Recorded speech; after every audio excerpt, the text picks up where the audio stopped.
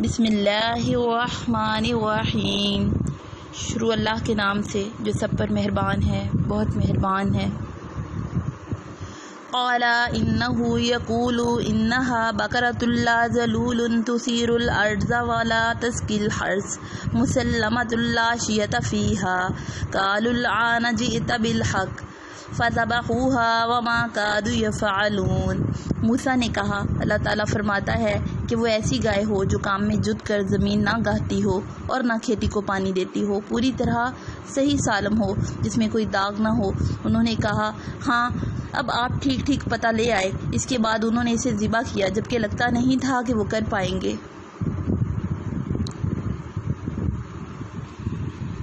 مطلب یہ ہے کہ شروع میں جب انہیں گائے ذبح کرنے کا حکم ہوا تھا تو کسی خاص قسم کی گائے نہیں بتائی گئی تھی، چنانچہ وہ کوئی بھی گائے ذبح کر دیتے تو پورا ہو جاتا، لیکن انہوں نے خواہ مخواہ کھود کرید شروع کر دی، جس کے نتیجے میں اللہ تعالیٰ نے بھی نت نئی شرطیں عائد فرما لی اور ایسی گائے تلاش کرنا مشکل ہو گیا جو ان شرطوں کو پورا کرتی ہو، یہاں تک کہ ایک مرحلے میں ایسا محسوس ہونے لگا کہ شاید وہ ایسی گائے تلاش کر کے ذبح کرنے کے قابل نہ ہوں۔ اس واقعے میں سبق یہ دیا گیا ہے کہ بلا وجہ غیر ضروری کھوج میں پڑنا ٹھیک نہیں، جو بات جتنی سادہ ہو اس پر اتنی ہی سادگی سے عمل کر لینا چاہیے۔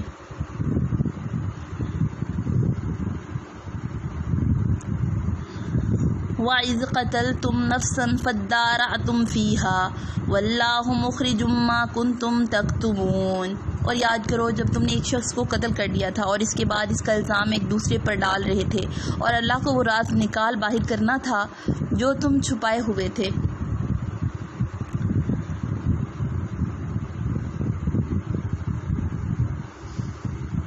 فَقُلْنَا اضْرِبُوهُ بِبَعْضِهَا كَذَلِكَ يُحْيِي اللَّهُ الْمَوْتَىٰ وَيُرِيكُمْ آيَاتِهِ لَعَلَّكُمْ تَعْقِلُونَ۔ چنانچہ ہم نے کہا، اس مقتول کو اس گائے کے ایک حصے سے مارو، اسی طرح اللہ تعالیٰ مردوں کو زندہ کرتا ہے اور تمہیں اپنی قدرت کی نشانیاں دکھاتا ہے تاکہ تم سمجھ سکو۔ اس واقعے کی تفصیل تاریخی روایات میں یہ آئی ہے کہ بنی اسرائیل کے ایک شخص نے اپنے ایک بھائی کو اس کی میراث حاصل کرنے کے لیے قتل کیا اور اس کی لاش سڑک پر ڈال دی۔ پھر خود ہی حضرت موسیٰ علیہ السلام کے پاس شکایت لے کر پہنچ گیا کہ قاتل کو پکڑ کر سزا دی جائے۔ اس موقع پر حضرت موسیٰ علیہ السلام نے اللہ تعالیٰ کے حکم سے انہیں گائے ذبح کرنے کو کہا، جس کا واقعہ اوپر گزرا۔ جب گائے ذبح ہو گئی تو آپ نے فرمایا کہ گائے کا کوئی عضو اٹھا کر مقتول کی لاش پر مارو۔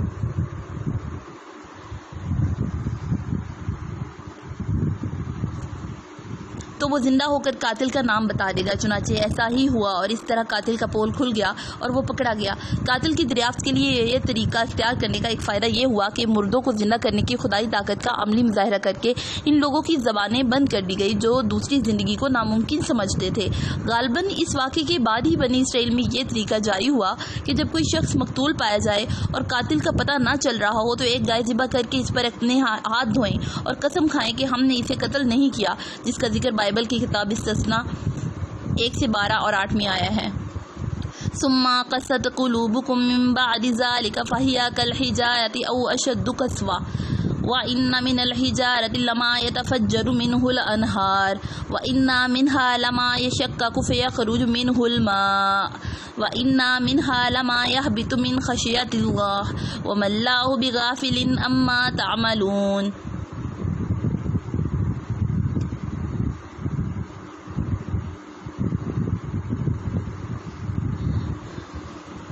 اس سب کے بعد تمہارے دل پھر سخت ہو گئے، یہاں تک کہ وہ ایسے ہو گئے جیسے پتھر، بلکہ سختی میں کچھ ان سے بھی زیادہ، کیونکہ پتھروں میں سے بھی کچھ ایسے بھی ہوتے ہیں جن میں سے نہریں پھوٹ بہتی ہیں، اور انہی میں سے کچھ وہ ہوتے ہیں جو خود پھٹ پڑتے ہیں اور ان سے پانی نکل آتا ہے، اور انہی میں وہ پتھر بھی ہیں جو اللہ کے خوف سے لڑھک جاتے ہیں، اور اس کے برخلاف جو کچھ تم کر رہے ہو اللہ اس سے بے خبر نہیں ہے۔ یعنی بعض مرتبہ تو پتھروں سے چشمے نکل آتے ہیں، جیسا کہ بنی اسرائیل خود دیکھ چکے تھے کہ کس طرح ایک سنگلاخ چٹان سے پانی کے چشمے بہہ پڑے تھے، اور بعض اوقات بھاری مقدار میں تو پانی نہیں نکلتا مگر پتھر شک ہو کر تھوڑا بہت پانی نکال دیتا ہے، اور کچھ پتھر اللہ کے خوف سے لڑک بھی پڑتے ہیں مگر ان کے دل ایسے سخت ہیں کہ ذرا نہیں پسجتے۔ کسی زمانے میں یہ بات کچھ لوگوں کی سمجھ میں نہیں آتی تھی کہ پتھر جیسی بے جان چیز میں خوف کا کیا تصور ہو سکتا ہے، لیکن قرآن کریم نے کئی جگہوں پر یہ حقیقت واضح فرمائی ہے کہ جن چیزوں کو ہم بظاہر بے جان یا بے شعور سمجھتے ہیں ان میں بھی کچھ نہ کچھ شعور موجود ہوتا ہے۔ مثلا دیکھیے سورۃ بنی اسرائیل اور سورۃ احزاب۔ لہٰذا اگر اللہ تعالیٰ یہ فرما رہا ہے کہ کچھ پتھر اللہ کے خوف سے لڑک جاتے ہیں تو اس میں کوئی تعجب کی بات نہیں ہے۔ آج تو سائنس بھی رفتہ رفتہ اس نتیجے پر پہنچ رہی ہے کہ جمادات میں بھی نمو اور شعور کی کچھ نہ کچھ صلاحیت موجود ہے۔ افتطمعون ان يؤمنوا لكم وقد كان فريق منهم يسمعون كلام الله ثم يحرفونه من بعد ما عقلوه وهم يعلمون۔ مسلمانوں، کیا اب بھی تمہیں یہ لالچ ہے کہ یہ لوگ تمہارے کہنے سے ایمان لے آئیں گے، حالانکہ ان میں سے ایک گروہ کے لوگ اللہ کا کلام سنتے تھے، پھر اس کو اچھی طرح سننے کے بعد بھی جانتے بوجھتے اس میں تحریف کر ڈالتے تھے۔ کیا اب بھی